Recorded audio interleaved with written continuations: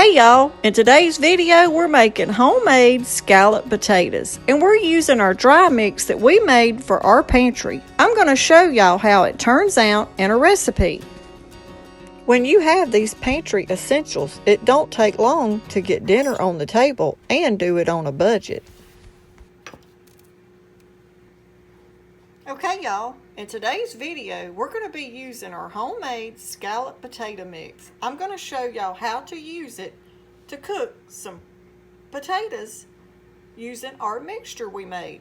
A couple of y'all have commented on wanting to see how to use it. I've got 2 cups of water heating up in the microwave. We're going to get it real hot to dissolve our mixture. And I'm going to go ahead now and just peel my potatoes. And we're using just white ash potatoes. You could use red potatoes, gold potatoes, whatever you've got. Just use what you have. And another thing this mixture would be great for if you had any dehydrated potatoes. If you bought them like in a can from some of those places that sell the dehydrated potatoes, this mixture would work great for that. But today we're using just regular potatoes and I've got to get them peeled first. Okay, our water just cut off. So we'll get these done and then we'll mix our mix in our water. Okay, now that I've got my potatoes peeled, I'm going to go ahead and just cut them up, and I'm going to do little tiny thin cuts. Making this pantry essential yourself will save you money because those envelopes you buy the seasonings in are anywhere from $2 to $4 now. You can make it yourself with the ingredients you already have and save money. Now we're just going to put our potatoes in this bowl. You probably could mix it up in the baking dish, but for the video, I'm just going to go ahead and mix them up in the bowl so y'all can see the mixture real good that we made. Okay, we've got our potatoes right here cut up. And now we got to get a measuring cup, and we're going to use 1/2 cup of our mixture for that amount of potatoes. Okay, we've heated our water up in the microwave. I put it on 2 minutes, so I got it good and pretty good and hot. You want it hot enough so it'll dissolve this mixture. But we're going to just measure us out 1/2 cup.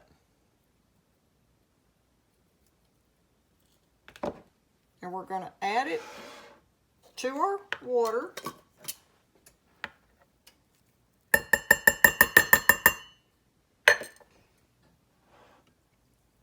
And we're just going to take and mix it into that water, or 1/2 cup of mixture.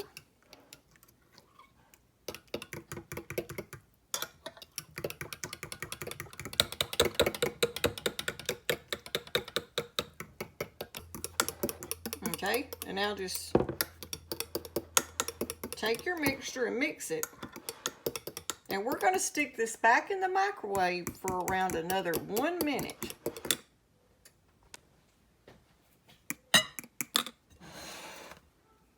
Okay, we put it in the microwave for another minute. Okay, now I'm just going to take my scalloped potato mixture that we made. And like we done 2 cups of real hot water to 1/2 cup of our mix. And you could just go ahead and put it in your casserole and pour it over the top. But just for the video, I wanted y'all to see how thick and creamy our sauce turned out from our mix that we made. And if y'all make this, comment down below and let us know if you like this recipe for scalloped potato dry mix to keep in your pantry. Okay, we've got our oven preheating to 350. I'm trying to make sure all my potatoes are not stuck together, so every single potato gets some of this creamy mixture.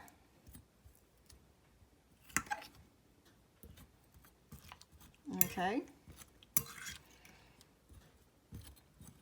Now we're going to take and put in our casserole dish. We're going to pour our potato mixture in our little dish, and I've already sprayed it.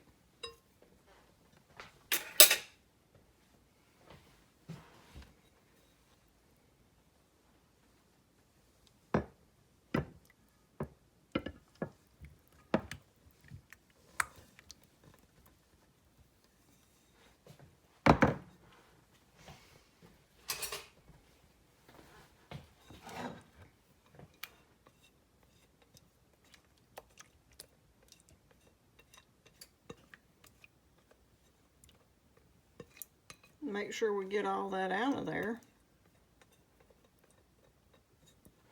Now that amount right there, that 1/2 cup to 2 cups of water, I think you could even probably add around two more potatoes to that if you had to.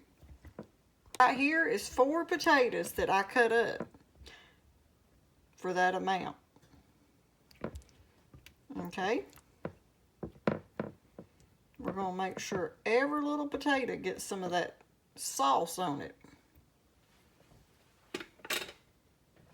And now to mine, because if y'all have watched many of our videos before, you know Travis and myself, we love our black pepper.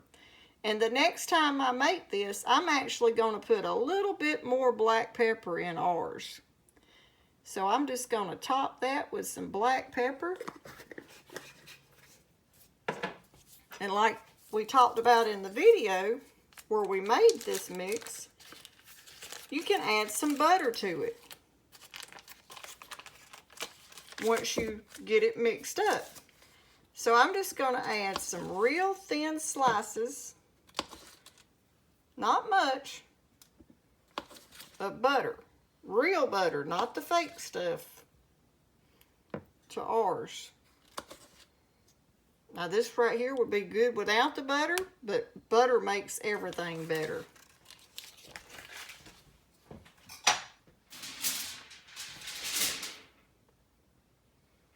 Y'all look how rich and creamy that scalloped potato mix turned out. Ooh, that's gonna be good, y'all.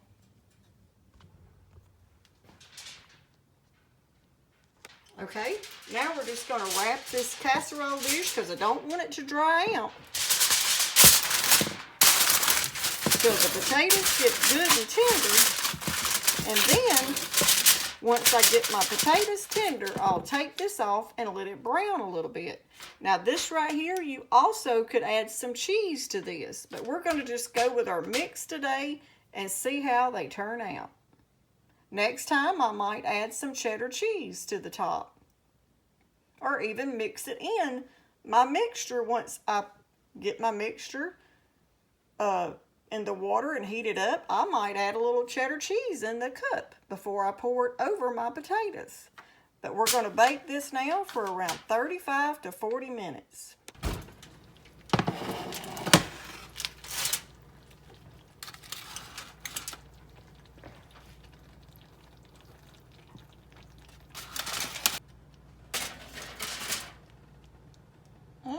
Those look like they're going to be good, y'all. Now at this point, you could serve them like this. Or you could brown them just a little bit more. And I'm just going to show y'all what this looks like up close if you don't brown them. So you can see how our mixture that we made looks. I was going to brown them, but that looks so good. I think I'm going to leave them just like that. And now let's just check them and make sure they're, oh, look how tender. Okay, y'all. That's how our scalloped potato dry mix turned out. I hope y'all like this, and if you make you some, leave us a comment down below if you think you're going to make you some of these. It's simple and easy. Having this on your pantry shelf, all you have to do is cut your potatoes up, coat them with the sauce, and add some butter. And cook them for around 35 minutes. And like I said earlier, you could always add some cheese to these also. But today, we just made them plain. with our mixture, just so I could show y'all how it turns out when you make scalloped potatoes with it. Okay, y'all, for our scalloped potato dry mixture, the next time I'm going to add some chicken bouillon. It turned out great, but I'm going to add that to give them a little bit more flavor next time. And these right here, you could also add some fresh onions to go in it. But we did add our dried onions. But if you're like us and you love onions, you could even add some extra ones. Okay, y'all.